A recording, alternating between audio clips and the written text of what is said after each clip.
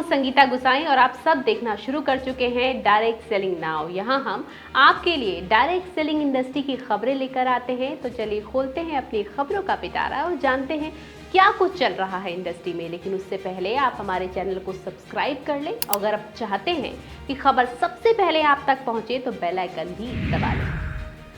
आज हम आपको एक ऐसी खबर या यूं कहें ऐसी देने वाले हैं जिससे आपकी कश्मकश खत्म हो जाएगी। डायरेक्ट सेलिंग कंपनीज के मन में कंप्लायंस सबमिट करने को लेकर कई संशय हैं, इसलिए डायरेक्ट सेलिंग नाउ ने इस विषय में इंडस्ट्री के दिग्गजों से बातचीत की, जिन्होंने डायरेक्ट सेलिंग 2021 के नियमों के अंतर्गत आपको किस तरीके से कंप्लायंस सबमिट करना है, इस संबंध में पूरी जानकारी दी। सुनिए कंज्यूमर अफेयर मिनिस्ट्री के पूर्व सेक्रेटरी IAS श्री हेम पांडे जी से। डायरेक्ट सेलिंग रूल्स जब 2021 के आए हैं तो direct selling entities, direct sellers जो हैं वो एक तरह की दौड़ में लग गए हैं कि वो सब जो है अपनी इंफॉर्मेशन कहीं पर फिजिकली जमा करनी है। मेरे ख्याल से डायरेक्ट सेलिंग रूल्स में ऐसा कहीं नहीं कहा गया है। आपकी अपनी अगर अच्छी सी वेबसाइट हो, ड्यूली सर्टिफाइड वेबसाइट हो, उसमें आप अपलोड करिए सब डॉक्यूमेंट्स को और उनकी जो है हार्ड कॉपीज अपने पास रखिए। जैसा हम लोग इनकम टैक्स रिटर्न फाइल करने में करते हैं, GST में करते हैं, तो कोई डायरेक्ट सेलिंग कोई हवा नहीं है। डायरेक्ट सेलिंग के रूल्स अब हैं 2021 के जो रूल्स हैं दिसंबर 21 में, उन रूल्स को अगर लेटर एंड स्पिरिट में फॉलो किया जाए और उनको अच्छे ढंग से पढ़ के और उस पर अगर काम किया जाए तो मेरे ख्याल से ये भाग दौड़ बंद हो जाएगी। कोई कहीं डॉक्यूमेंट्स जमा करने की ज़रूरत नहीं है और ये सब वेस्ट ऑफ पेपर है, वेस्ट ऑफ एनवायरनमेंट है, वेस्टेज है।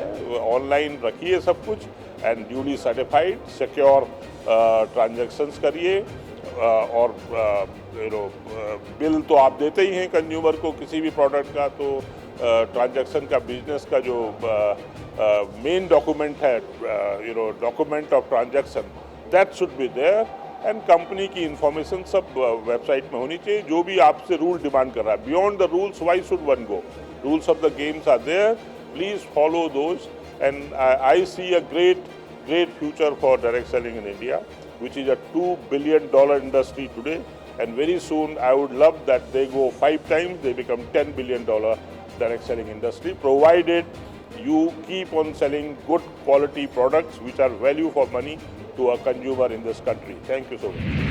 डायरेक्ट सेलिंग रूल्स के अनुसार किसी भी स्टेट में हमें किसी भी डॉक्यूमेंट्स की या कोई रजिस्ट्रेशन की ज़रूरत नहीं है। इसके लिए सेंट्रल गवर्नमेंट ने एक बाकायदा एक नोटिफिकेशन जारी किया है। उसमें जो कंप्लायंस हैं वो लिखे हैं, वो जमा करने के लिए नहीं है, किसी मिनिस्ट्री में जमा करने के लिए नहीं, वो आपको अपनी वेबसाइट पर अपने ऊपर इम्प्लीमेंट करने के लिए आपकी कंप्लायंस के लिए हैं। That is all. किसी के बहकावे में ना आए और किसी से आप इनके बारे में अगर कोई कहता है रजिस्ट्रेशन कराने के लिए, कृपया उससे बचें, ये ज़रूरी नहीं है।